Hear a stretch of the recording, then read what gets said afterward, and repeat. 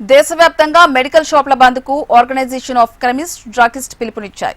ఆన్లైన్లో ఔషధాల డెలివరీని వ్యతిరేకిస్తూ మెడికల్ షాపుల నిర్వాహకులు నిరసన చేస్తున్నారు. ఒకరోజు బంద్కు పిలుపునిచ్చిన నేపథ్యంలో organization of chemist druggist association dharna చేపట్టారు. బంద్ నేపథ్యంలో అత్యవసర సేవలకు విఘాతం కలగకుండా జాగ్రత్త పడుతూ నిరసన తెలియజేస్తున్నారు. దీనిపై మరింత సమాచారం మా ప్రతినిధి అనురాధ అందిస్తారు. ఆన్లైన్లో మందుల అమ్మకాలని నిరసిస్తూ ఈరోజు దేశవ్యాప్తంగా మెడికల్ స్టోర్స్, డ్రగిస్ట్, కెమిస్ట్స్ అందరూ కూడా మరి బంద్కి పిలుపునివ్వడం జరిగింది. ఒకరోజు బంద్లో విశాఖపట్నంలో కూడా అందరూ కూడా ఈ బంద్లో పాల్గొంటూ ఉన్నారు. అయితే దానికి సంబంధించి అసలు ప్రధానంగా వారు ఏం డిమాండ్ చేస్తున్నారు, ఇలా ఆన్లైన్లో మెడిసిన్స్ అందుబాటులోకి తీసుకొస్తే వచ్చే సమస్యలు ఏంటి ఒకసారి మాట్లాడదాం. సార్, ఆన్లైన్లో మెడిసిన్స్ విక్రయాలన్న విధానాన్ని నిరసిస్తూ మీరు ఈరోజు ఇక్కడ నిరసన వ్యక్తం చేస్తూ ఉన్నారు. సో అంటే ఆన్లైన్లో మెడికల్ అనేది వస్తే అంటే మెడిసిన్స్ ఒకవేళ విక్రయిస్తే గనక వచ్చే ప్రాబ్లమ్స్ ఏంటి, ప్రధానంగా మీ డిమాండ్?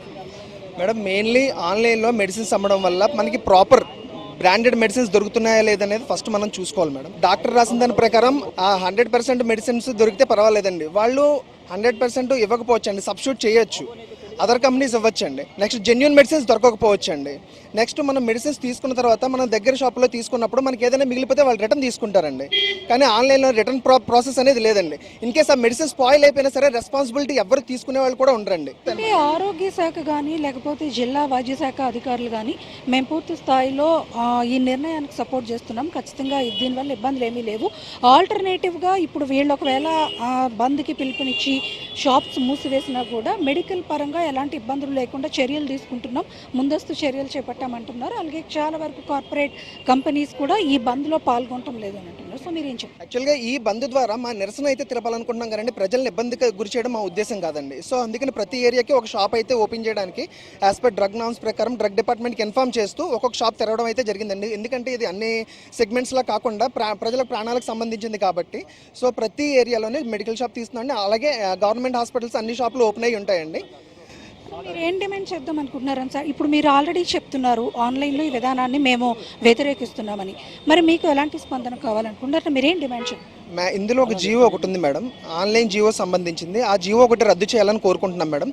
మెయిన్ ప్రాబ్లం వచ్చేసి ఆన్లైన్లో మెడిసిన్ కొనడం వల్ల అక్కడి నుంచి ఇక్కడికి వచ్చేలోపు మెడిసిన్ అనేది 100% దొరకట్లేదు మేడం ప్రజలకి.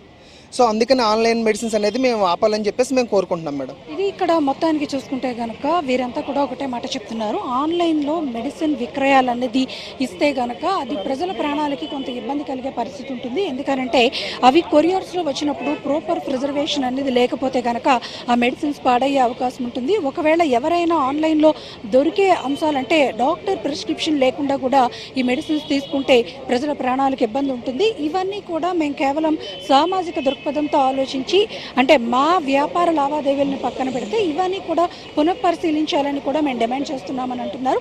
అయితే అత్యవసర సేవలకి సంబంధించిన అంశం కాబట్టి ఈరోజు కొంతమంది మీ బంద్లో పాల్గొంటున్నాము, అత్యవసర సేవలకు సంబంధించి ఎక్కడ కూడా విఘాతం కలగకుండా కూడా చర్యలు తీసుకుంటున్నామని చెప్తున్నారు. ఇది అప్డేట్. వీడియో జర్నలిస్ట్ ధనుష్తో అనురాధ, HM TV, విశాఖ.